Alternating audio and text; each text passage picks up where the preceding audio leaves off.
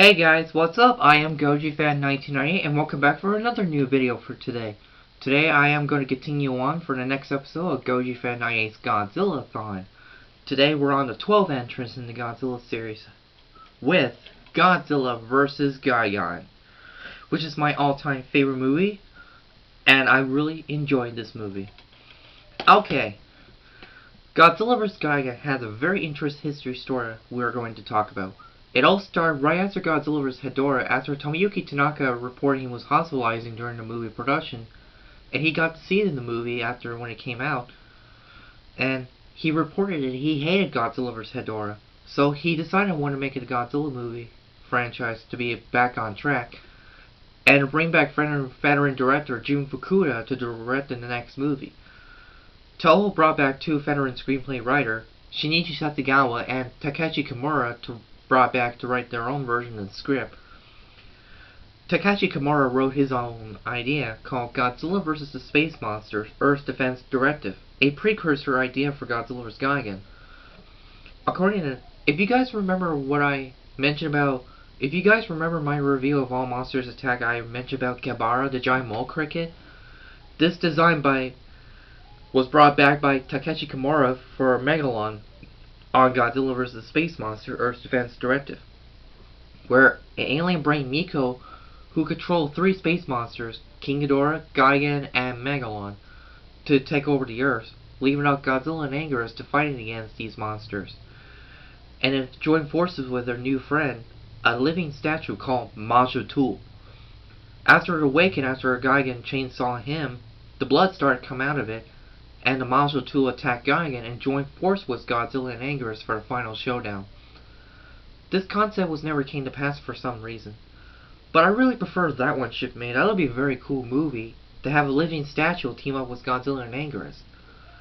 When this idea was scrapped, Shinichi Sekizawa wrote two of his other idea with the Return of King Ghidorah to feature Godzilla, Rodan and Varan team up to fight against King Ghidorah, Gigan, and alien dragon Mogu upon the evil alien brain Miko who operated in the Godzilla Tower, but this concept was never came to pass for some reason.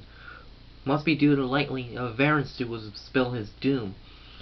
Sekizawa once again wrote another idea called Godzilla vs. Gigan, the Return of King Ghidorah, that was also cooperating with Megalon, to have Godzilla, Anguirus, and Mothra Larval team up to fight against King Ghidorah, Gigan, and Megalon.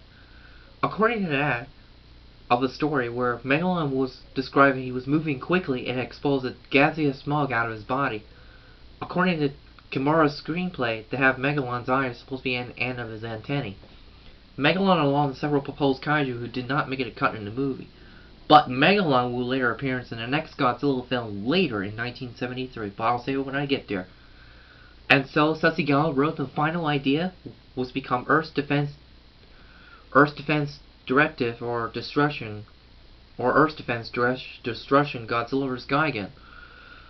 They had a feature of Godzilla and Anguirus team up to fight against Gigan and King Ghidorah.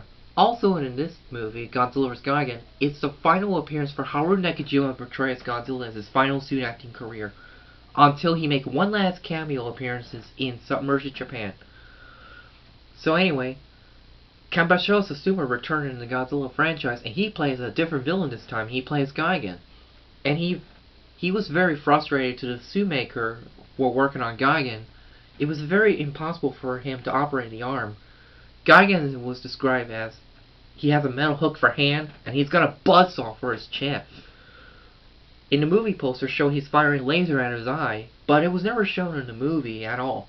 But it did appear in the video game appearances in Atari's Pipeworks game and some other older video game. King Ghidorah. A lot of fans were wondering how Ghidorah could be alive. Was he killed at the end of Destroy All Monsters? Well, I'm gonna tell you that. Godzilla vs. Gigan actually takes place back in the present time before Ghidorah was killed at the end in Destroy All Monsters. King Ghidorah is the same costume from the previous film, but it's got a different head. And during the flying scene for Ghidorah, he looks very bad when he's flying. Then it kind of looks like a stiff plastic model. I like Gigan so much because he's my favorite villain and emissary of Godzilla's franchise, and he was the first monster to make Godzilla and Anguirus bleed. The way the way he's hurting Godzilla with hook, hand, and a buzzsaw to cut in his arm, well, only just scratch his arm. Even does the same way to Anguirus by hitting his jaw. Also, there's a mistake shot, and when I look closer at Anguirus' horn, his top of his horn, you can see the guy's hand. Yeah, you can see one of his staff's hand. Before Gigan hitting Anguirus with buzzsaw.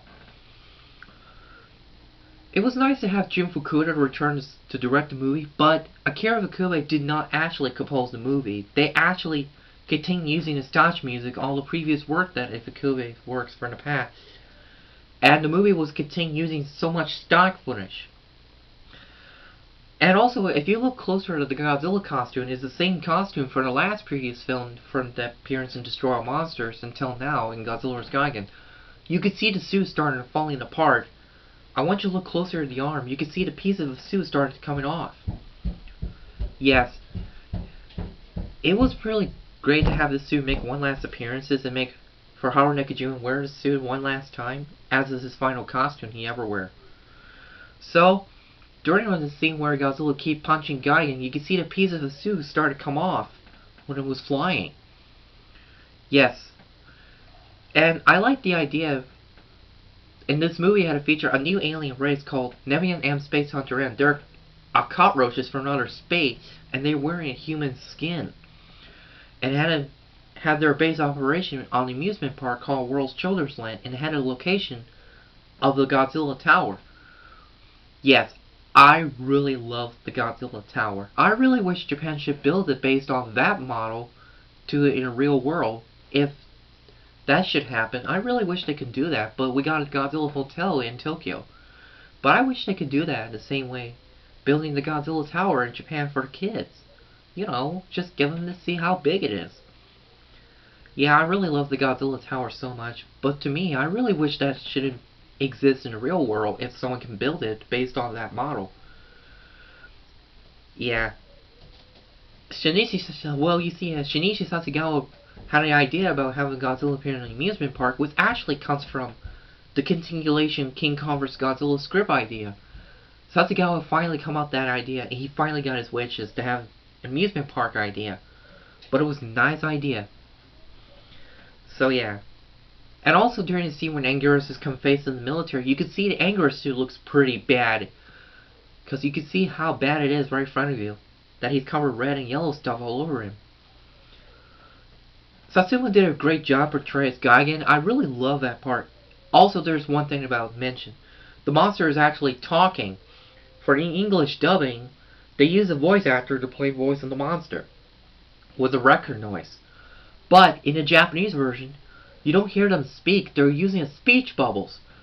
But before it came on Blu-ray with speech bubble, some of the DVD like this one, Kraken Release and TriStar, had no speech bubble appearance in the screen. But thankfully, the Criterion Blu-ray set did finally got a speech bubble to make an appearance. That was really good. And I understand what the monsters are saying with a speech bubble, kind of like a comic book idea. So yeah, well that's all I have to say for Godzilla vs. Gigan. Stay tuned to next episode. I'll review one of my another all-time favorite movie from the Showa series, Godzilla vs. Megalon. Stay tuned. Bye.